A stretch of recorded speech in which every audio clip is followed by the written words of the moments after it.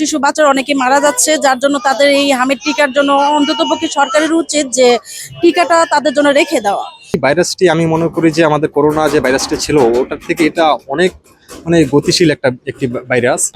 হাম যেভাবে বাংলাদেশে ছড়িয়ে পড়ছে, আসলে এতে আমরা আতঙ্কিত।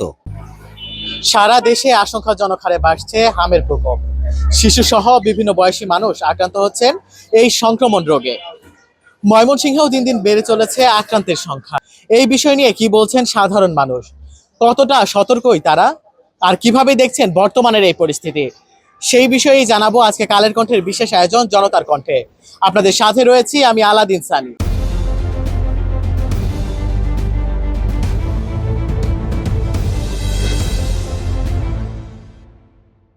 সচেতনতা থেকে আমি আমার সন্তানকে টিকা দেওয়ার জন্য গত পরশুদিন মেডিকেল কলেজ হাসপাতালে নিয়ে যাই এবং ওর ডেট ছিল গত 7 তারিখে। হ্যাঁ, ওর 4.5 মাস বয়স।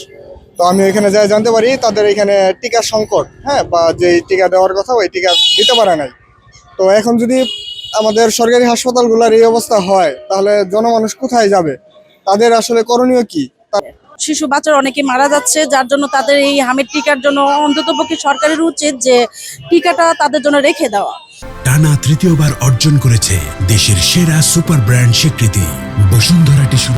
তা না হলে অনেক অবহেলিত বাচ্চা, ছোট ছোট বাচ্চারা মারা যাচ্ছে হাসপাতালে বেডে, দেখবেন অনেক বাচ্চারা মৃত্যুসজ্জার দিকে চলে যাচ্ছে। এটা গভর্নমেন্ট যদি চায় যে বিভিন্ন টেলিভিশনের মাধ্যমে, ডক্টরের মাধ্যমে যদি এই হাম কিভাবে হচ্ছে, কিভাবে থেকে মানুষ মোকাবেলা করে নিজেদেরকে রক্ষা করতে পারবে, সেইভাবে মানুষকে বিভিন্নভাবে ক্যাম্পিং করতে হবে। আর বাংলাদেশে যে পরিমাণ হামের বেড়েছে এবং বাচ্চার সংখ্যা, মারা যাওয়ার সংখ্যাও বেড়েছে, এটা কিন্তু সাংবাদিক ভাইদের মাধ্যমে আমরা দেখতে পাচ্ছি যে বিভিন্ন জেলাতে মানুষের সংখ্যা বাড়ছে। ইভেন আমাদের দেশে আইসিইউ অনেক কম। তো সেই ক্ষেত্রে যদি আইসিইউ সংখ্যাও বাড়াতে হবে, কারণ যখন হুট করে একটা কিছু হয় তখন অনেক পরিমাণ মানুষ একসাথে মারা যায়। তো এটা আসলে আমাদের দেশের মানুষের জন্য অনেক কষ্টদায়ক, বেদনাদায়ক বিষয়। তা বৃদ্ধির জন্য ক্যাম্পিং, সরকারিভাবে ক্যাম্পিং করা, হ্যাঁ, আমাদের সিটি কর্পোরেশন থেকে ক্যাম্পিং এর আয়োজন করা, এটা সবচেয়ে গুরুত্বপূর্ণ। হাম যেভাবে বাংলাদেশে ছড়িয়ে পড়ছে, আসলে এতে আমরা আতঙ্কিত। ছোট ছোট শিশু বাচ্চারা হামে আক্রান্ত হয়ে অনেক বাচ্চারাই মারা যাচ্ছে।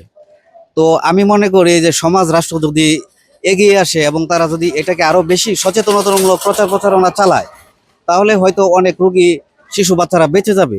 আরেকটা কথা হচ্ছে যে সময় মতন যে হামের ভ্যাকসিন আছে, যে টিকাটা আছে, ওটা অনেকে হয়তো বা নেয় না, বা এটা অনেকে জানেই না যে হাম আসলে কি রোগ। তো আমি মনে করি যে ভ্যাকসিনগুলাও সময় মতো নেওয়া উচিত।